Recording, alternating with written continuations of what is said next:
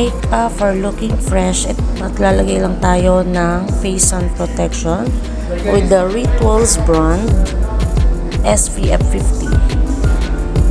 So ang impact nito, medyo magre-red yung ating face, pero mapoprotectionan naman siya sa araw. So yan na nga, magpa-plancha tayo ng ating mga kulot na buhok.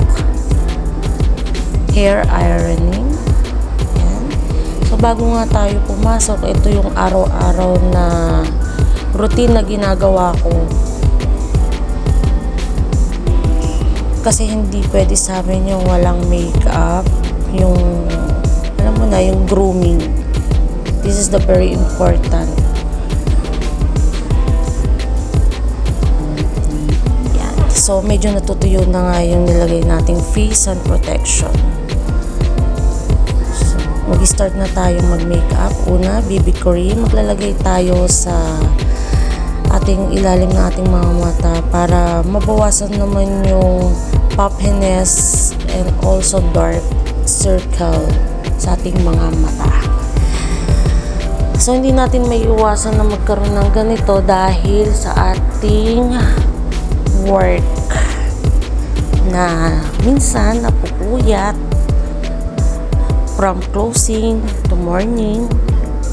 So minsan 4 hours ang tulog. Yan. Kaya hindi talaga natin may iwasan. Ito nga po pala yung ginagamit kong foundation. So hiyang naman ako sa foundation na ginagamit ko, although hindi siya branded. Ayan. Maglalagay lang tayo sa buong mukha natin. Ayan. Sa ilong, sa pisngi. Yan, tingnan nyo guys, medyo namumula yung pisngi ko. Dahil yan sa face sun protection na nilagay ko. Ayan, kakalat lang natin siya para magbantay yung foundation na nilagay natin. Ayan. Hagurin lang ng hagurin hanggang magbantay. Guys, importante yan para hindi naman siya magpachi-pachi. Kailangan pantay yung nilalagay natin sa face natin. Grabe yung sensitive ng face ko. Tingnan mo naman yung kilay ko, namumula. Nahagod lang yan, namumula na. Ayan. So, ikalat lang natin hanggang liig. Mata. Para as in talagang pantay yung nilalagay natin.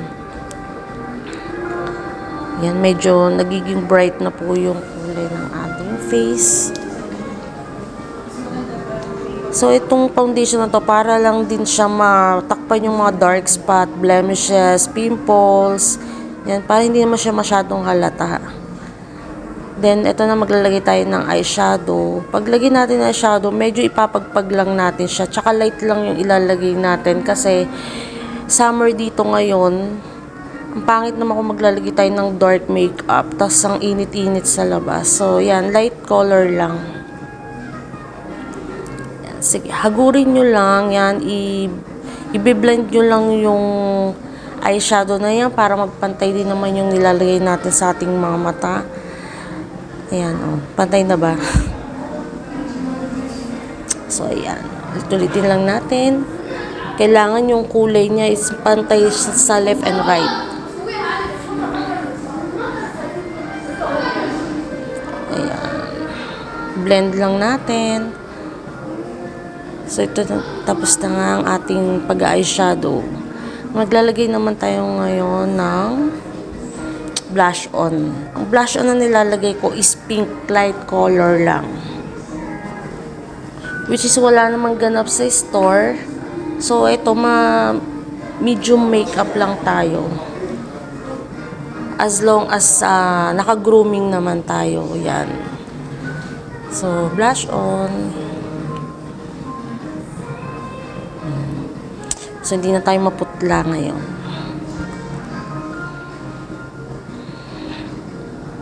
Yan, pinlansya ulit ang hair kasi bumubuwaghag siya. My gosh. So, ito, Rituals brand ng ating mascara na ilalagay. Napakaganda pala ng brush na to. So, ayan, ang ating pilik mata. Kaya napakaganda ng brush niya kasi as in talagang nahahagod niya yung bawat hibla ng ating pilik mata. So, ayan, sa kabila naman.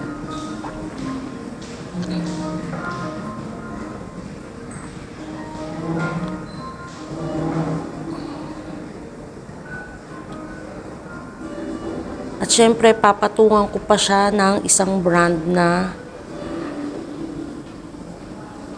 MAC. So, itong brush naman na to is para mag-volume naman yung ating pilik mata.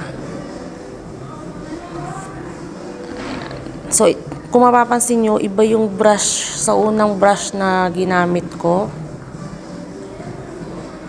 So, ayan, hagurin lang, hagurin pataas, pataas, pataas.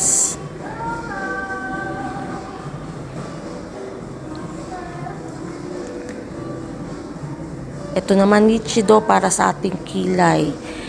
So, medyo light brown lang din siya para kumumbay naman siya sa ating blonde hair. Kasi masyadong black yung kulay ng kilay ko. So, medyo light color naman yung ilalagay natin sa kilay. So, hindi naman ako totally magaling magkilay. Ayan, kukulayin lang naman natin siya. Then, ibabrush lang natin siya pataas. Ayan, pataas, pataas, pataas.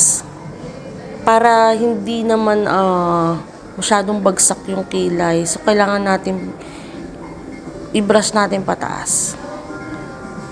So, yan lang naman. Simpleng makeup lang naman tayo. Siyempre, magli-lipstick tayo para medyo mas kumulay yung ating makeup. White nga, red nga pala yung inilalagay kong lipstick kasi ito yung uniform namin sa trabaho. So, red lipstick.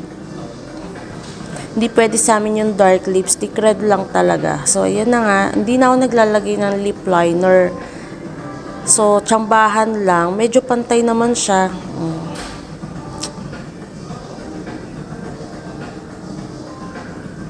Pak. Ngayon, maglalagay din tayo kung ano yung kulay na nilagay natin sa ibabaw ng ating mata. Magbabrush din tayo sa may pinakailalim niya para medyo mag-glow din yung mata natin. At hindi naman siya medyo malungkot tignan. So, maglalagay lang tayo ng medyo konting kulay sa baba na same kulay din ang nilagay natin sa pinakaibabaw ng mata natin. So, yan. Pak, ito meron nga rin akong pangkulay sa buhok kasi marami na akong white hair. Pasok na ako. Bye-bye. Thank you for watching. Please click the notification and please subscribe my channel. This is Gracie Vizcarra. I love you.